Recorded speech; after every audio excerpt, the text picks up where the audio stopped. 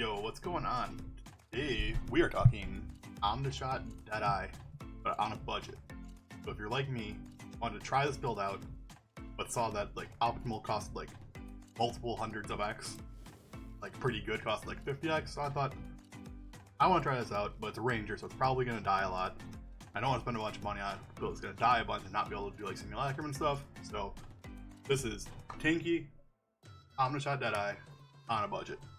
So as I was writing the notes for this, I realized we took about like 3 pages long.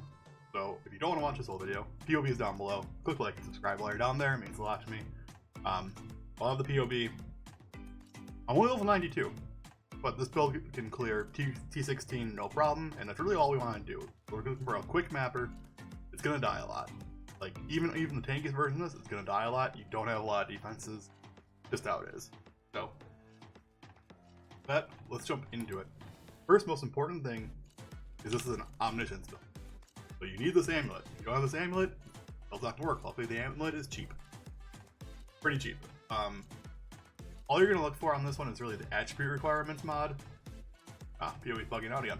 Attribute requirements mod, you want to be around 20% or better, 20% to 25. If you're down by 15, so it's gonna take you longer to get this build online. You need a bunch of attributes then to be able to use or missions amulet correctly. The other thing is, I allocated utmost intellect for 95% of people. This will be the best anointing you can put on there. You can see it puts 40 plus int and 8% increased strength. But what does this amulet allow us to do? I think it's this thing. It allows us to completely ignore a few things. So like we're trying to stack attributes. Pretty much all of them. All of them are good. So not strength, not dex, not int. Specifically, just any of them pretty good. So we get plus 1% to all elemental resistances for 10 omniscience, and we penetrate elemental resistances for 10 omniscience. So what does this mean for us?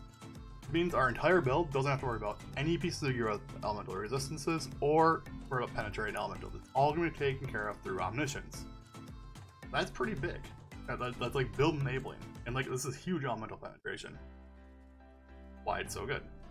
So there we go. That's omniscience in a nutshell. Stack attributes. Don't worry about elemental resistances. Deal elemental damage. Good to go. Let's talk about how to get the gear that I got that's letting me do T16 maps for, I don't know, I spent less than 10x probably. Especially less than 10x without the cluster jewels. So we'll start with the bow. Imperial bow is what I got. I think spine bow is mathematically the best. That is going to be a harder base to get with a 6-link, and it's less supplied. Imperial bow that I got here is level 100 Imperial bow, 6-linked. You can get this with the Imperial Legacy div card. So come over to your chest. This thing drops a lot. If you've been farming maps, you probably have a bunch of them. You need 22 of them. They go for about 1C a piece. You can get this bow for about 22C if you buy one at a time. Buy them in stacks. Maybe it might be a little bit more, but you can get the base 6-link Imperial bow for about 25C. Okay, next thing you're gonna do, you're gonna take this bow. We're gonna essence craft it. Which essences are we gonna use? We're gonna use Wrath, so adds lightning damage. Good. Or use the Hatred, cold damage. Both these are really good. You're just gonna hit these with these essences until you get something similar to this. You want it to hit fire, cold, and lightning, and preferably a crit. This one rolled dex as well, which is good since we're stacking attributes. And I just crafted crit chance. I don't know if it's the best. Just went for it. This bow ended up being really, really good. Look it up. Price prediction 1.5 to 2x. What we're kind of looking for is with elemental DPS to be around, I would say, above 700. Get that? 6-link, pretty good to go. Final thing you want to do in your bow, color your sockets. You want 2 red, 2 blue, 2 green. Green's gonna hit the most often, so don't worry about that. What you're gonna do is come over to your bench craft, use at least 1 blue and at least 1 red until you get this. It should happen pretty quick. Green's gonna hit a lot, and hit the other 2 blue and another red. So you should be good to go there. That's the bow that I'm using. The cheap starter bow. This is like a 50C bow to craft. If you want to buy it, it's like a few X salt. So good to go. Alright, next. Quiver. Stop Quiver. There's basically two good bases. You can get the projectile speed base or the attack speed base. Both are good. Projectile speed is a little cheaper. That's what I went with. Looking for like item level 83 or higher. All you want to do with the bow, with the quiver, is we're gonna fossil craft it. We're gonna hit it with some deft fossils. I don't think I have any on me right now. No, but deft fossil is just more critical strike modifiers. You're gonna do that until you get something like this. This is by no means the perfect bow. These spears are pretty low, but it gets the job done. This is a huge damage increase over like a bad. It's like a 5C quiver hit with an essence is probably a few C. It's not even that expensive, right? Just not. It gets the job done though. Really, like it's actually quite it. But it just doesn't have life. It doesn't have dex. But it has all the crit stuff on it, so it's really good. It's good. Really, I should exalt slam this to try to get something else on it, but then we're talking expensive. So starter quiver, easy to get. Next, helmet. First thing I want to mention, Asena's Chant. If you're running Asena's Chant on a budget build, it's probably not a budget build. So get that out of the way. It's also extremely not tanky because it only has energy shield on it. So that's not great. What I did is I went out on the market, looked for a armor evasion rating. Something high level. Item level 83, good enough. Other things I looked for on this helmet when I was searching. You see it has a crafted 47 int or a fractured 47 int. I wasn't looking for that, it just happened to have it. So, but what I was looking for was at least two big attribute rolls. So 47 int, 51 dex, max life roll, 93 life, and 30 and a big chaos resistance roll. This build doesn't get any chaos resistance otherwise from other than mods, so big. So I bought this. It wasn't very expensive when I bought it. It probably is expensive now. I think this is less than an X. So there you go. That's the helmet. The only other thing is you want to get the Eldritch Implicit for increased attack damage. I guess the best upgrade you can get with Eldritch Implicit on your helmet. The other one doesn't really matter. Reduced mana cost probably isn't optimal for me anymore. We'll go over that in a second. Alright. Chest piece. Chest piece. High Rees. This is the best chest piece. Until you get into an extremely expensive crafted chest piece with armor and evasion and life and dex and spell suppression. This is a spell suppression build. We're 100% spell suppressed, so 30% good. I'm running a 5-link because 6-link's like 5x and a 5-link is like 50c. So either buy a 5-link or buy a 6 socket and until you get a 5-link. That is my recommendation. I'm not even using the links right now either, so it doesn't actually matter. These are just all my auras. We did get the maxed out dexterity on it though, what I searched for more omniscience. Iris, good. Get it. Okay. Gloves. Just went big armor gloves. We have big evasion on our Iris. We go big armor on our gloves. Again, I would for 2 big attributes. T1 life node. Other things you could look for on your gloves if you wanted to spend a little bit more or want to get them maybe a bit more optimal, because like this mana again kill means nothing to me. So, but what you could look for is spell suppression or chaos resistance. But these are by far the 2 best Eldritch Implicit rolls you're gonna get is increased attack speed and chance to suppress. I'm just using lessers on these 2. Like these are lesser attack speed and lesser chance to suppress, just really cheap, just roll them until I hit them. Spell suppression just helped me get to 100%. Alright, boots. Kind of the same deal. Looking for armor evasion. I bought these for 100C. They had 89 life, 29 chaos. Everything on here is how I bought it. I had to craft the move speed onto it. Ideally you'd have like 30%, but Eldritch Implicit put some more move speed on. Like, you gotta make some payoffs if you're staying cheap. We got up to 28% movement speed here, so we're good to go. Has a little bit of dex, doesn't really mean anything, but the big things here were spell suppression, life, chaos resistance, speed. That alone, these are very hard to craft. I tried for a while, gave it up. The optimal way to craft these, if you want to, is a single aberrant fossil. Just chaos resistance. It'll block all the elemental resistances. Or it'll block lightning at least, and it will get you chaos resistance, but you will very rarely hit chances to suppress spell damage. So that's the cheapest way to do it if you wanted to craft, but I would not recommend doing that. Alright. Belt. Stygian is what I'm using. 2 big life rolls, 2 big attribute rolls, and an armor roll, which I thought was good for me. As a crafted life. By no means is this perfect. Alternatively, you can also use a big heavy belt for the strength, help with omniscience, or a leather belt just for some more life. I think the big thing on your belt though is you need 2 big attribute rolls, big life roll. The Abyss Jewel, this is one I just pulled out of my inventory that I had. It is not good. Wouldn't copy it, but it does add more damage. They're all bow attacks and attacks and added elemental damage, so it adds up. Okay. And also Intrinsic Catalyst. Upgrade your attribute modifiers. This makes a huge difference for Omniscience. It doesn't look like a lot, but it is. Belts. Okay. On to probably the most expensive part of the build is going to be your rings. Okay. So, my rings right now, when I bought these, they were not very expensive. Now both these rings are incredibly expensive. I'm talking like multiple X faults each, probably potentially like 10x. Even though they're not perfect. Like since there's so many omniscience builds, all of the attribute stacked rings have become very, very expensive. But let's start. Best bases are Opal for increased elemental damage and Amethyst for % chaos resistance. 2 things that are gonna help the most.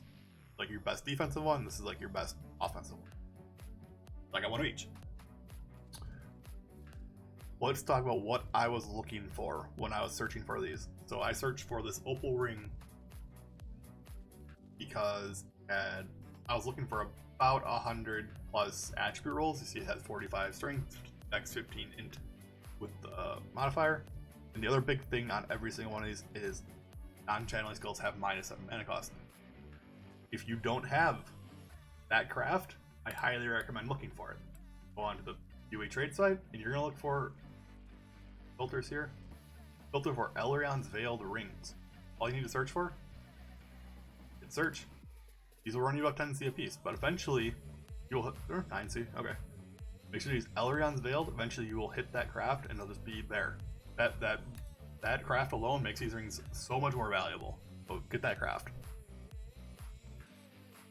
I will tell you on both these rings though, I YOLO annulled something off to get that craft on there. So these are not perfect. You'll see that this ring has 53% chaos resist total and about 110 attributes. It's a crazy expensive ring now. You'll notice that the one thing missing from both these rings is max life. If these have max life rolls, these are like crazy rings. So those are just like out of budget unless you roll them yourself. Okay. That covers the gear, hopefully. Tools. There are 2 what I consider necessary jewels. First one is Lion Eyes Fall. Get it corrupted. It doesn't matter. You get the cheapest one you can find. It turns all these that are dagger and claw masteries into bow masteries or bow passives. So and they're huge. These are really, really good. It gives you like really concise tree. And the other one is Lethal Pride. This one can get pricey. The actual jewel itself, not expensive at all, if you know how Lethal Pride works. What does get expensive is rolling it. So every time you put this in, the number that changes is that commanded leadership. That number changes every time. Each one of those numbers changes what these does to your notables. Right? All the little ones get +4 strength, which is good. Omniscience, right? +4 strength is just good. The little passive, the travel notes get +2. These ones get +4. That's awesome.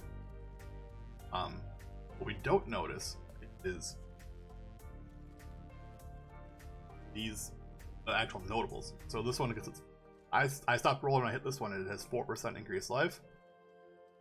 Burning damage doesn't matter. 5% increased strength, huge for omniscience. Totem damage again doesn't matter. 10% reduced damage from crits doesn't matter. 5% chance to deal damage, huge.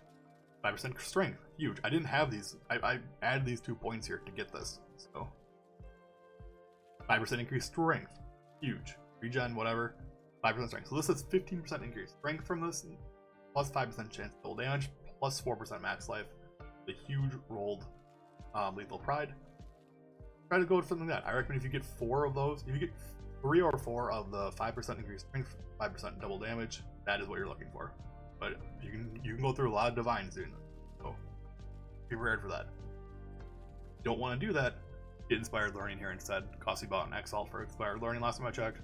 Also really, really good. Alright, last duel we'll talk about is the cluster duel. I have this large cluster duel with partial prowess, Feed the Fury, Fuel the Fight, 8 passives. This is about 5 Exiles. That is basically the perfect duel for this. You get a similar one that isn't perfect or a lot less. So if you're doing this on a budget, get a suboptimal, but partial prowess, Feed the Fury are going to be your big ones. Fuel the Fight helps for mana or damage while you're leeching. You're going to be leeching a lot. Small clusters, on the other hand, are really, really cheap because you can craft them really, really easily. Repeater comes up a ton. Repeater is the best on the mediums. So Repeater Streamlined is what I have on both of these. This one has plus chaos resistance even. It was a really good roll. The other one you'd look for is Repeater and Eye to Eye. I think optimal setup would be Repeater and Streamlined for one, and Repeater and Eye to Eye the other for the close range. Last jewel I have was just a Viridian jewel. I just made sure this one had 7% increased life, some damage with bows, a little bit of Omniscience power there. Nothing crazy, like 30C for this Viridian jewel. Almost done. Gems. We'll talk about gems, because there we go. Okay. Gem setup. The setup for the Tornado Shot is super simple, right? It's the same for everybody. It's Tornado Shot, GMP, Trinity, elemental damage, increased crit, damage, and inspiration. I don't think there's another setup that's better than this. Just run that. Use a movement ability. I have cast on Death Portal because this build is rippy, dies a lot. Molten Shell, other stuff. Sniper's Mark, Mark on hit. Just make the build easy to play. The big thing for auras is I'm going Precision, Determination, Grace, and that is it. Yeah. Defiance Banner, Determination, Precision, Grace. This is what gives you most of your tanking. If you're not running Determination and Grace, this build is just one-shot city. The unfortunate thing is without investing into an Enlightened Jewel or anointing like Sovereignty, you basically can't run all 4 of these until you get this -7 mana cost. It's just too much mana on your build. Right now my Tornado Shot cost me 6 mana.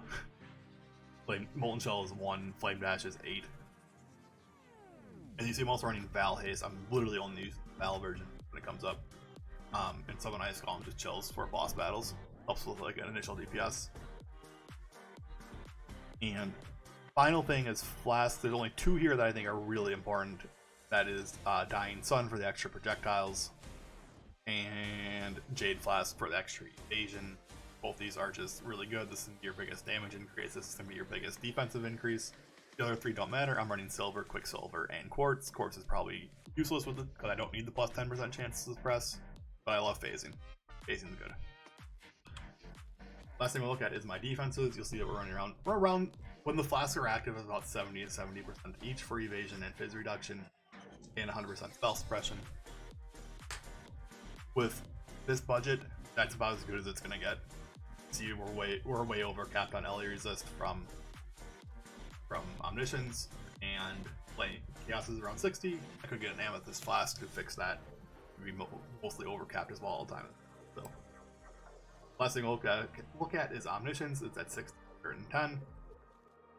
You don't have to worry about you don't have to worry about attribute requirements on here with this much Omniscience.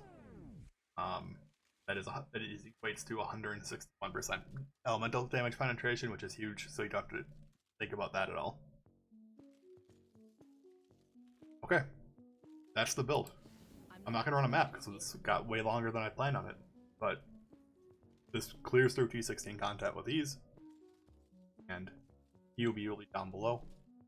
leave a comment. Let me know what you think. Let me know if you're trying this. Any other suggestions you have of how to make this better on a budget. Looking for budget ideas here. So like, comment, subscribe. Twitch link is down below for when I go live. Thanks for watching. Bye.